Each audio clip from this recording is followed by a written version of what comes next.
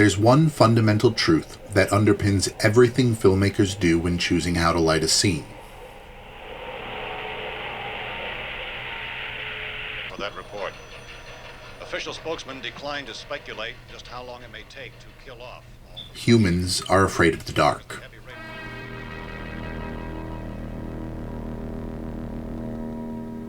It's instinctual. We get used to it as we age, but kids are terrified of darkness. And it makes sense from an evolutionary standpoint. We are diurnal creatures with good daytime vision, lousy night vision, and even worse hearing and smelling compared to animals adapted to nighttime activity. Until we mastered fire to keep the night away, that fear of the dark helped drive our ancestors into the trees at night, where they could be safe from the unseen dangers lurking.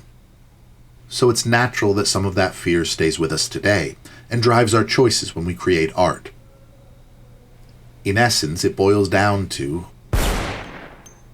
light is good and dark is bad.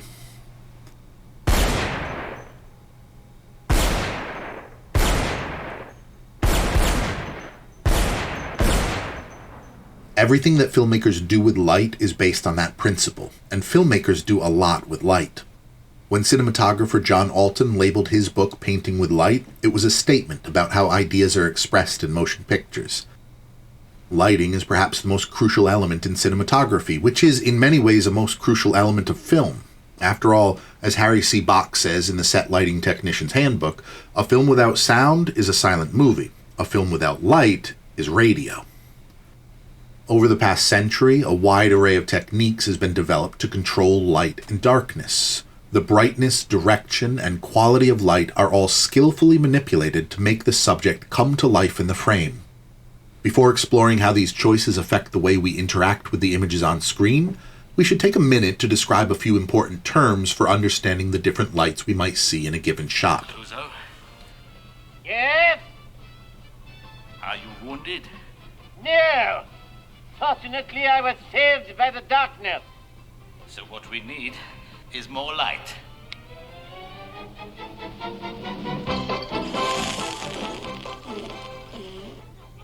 The main source of light on a subject is known as the key light. It will be the light that provides the greatest sense of directionality to the lighting setup.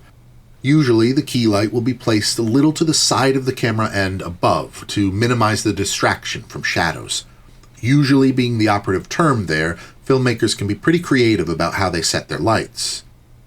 Often, the terms high key and low key are used to refer to scenes or whole films where the style of the lighting is either bright or dim overall. The fill light is typically on the opposite side of the camera from the key.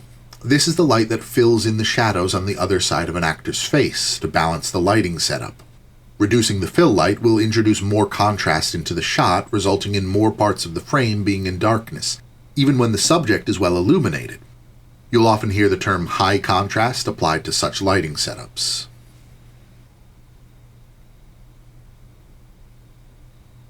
Illuminating the subject from behind, you have the backlight, sometimes called a rim light, edge light, or kicker in different situations. It helps to separate the subject from the background and give the image a sense of depth. Pump up the backlight enough, and you have a silhouette. These can really stand out. A straightforward lighting setup might use three-point lighting, with one light dedicated to each of these functions: key light, fill light, and backlight. More complex lighting setups for more complex compositions or to achieve different results could have any number of lights illuminating multiple subjects and background elements.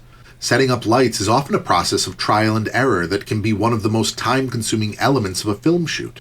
It all depends on what the director, the cinematographer, and the gaffer, that's the head lighting technician on set, are trying to achieve. What lights are chosen and where they're placed will affect the quality of the light that hits the subject. In general, we refer to lighting as being either hard, producing a strong, distinct shadow, or soft, with more diffuse, even distribution of light falling on the subject. Hard lighting is essential to creating a dramatic, high-contrast look. Hardness and softness are measures of the relative size and intensity of the light source. The sun is the ultimate hard light. Despite its immense size, its extreme distance leaves it relatively small and incredibly bright, resulting in harsh, distinct shadows. The challenge of shooting outdoors on a sunny day is usually one of softening the light from the sun through reflection and diffusion. So when do filmmakers look to achieve that high contrast look, or a nice soft high key look, or a low key one that obscures the action on the screen? This is where that initial principle comes into play. Light is good and dark is bad. Is the world of the film one of safety and security?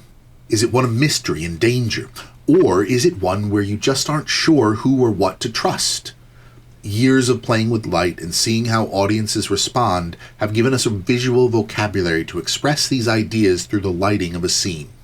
Take a movie like The Fellowship of the Ring, where the initial safety and idyllic beauty of the main character's homeland, the Shire, is shown visually with soft, high-key lighting, allowing us to experience the wholesome goodness of the land they will soon be fighting to protect.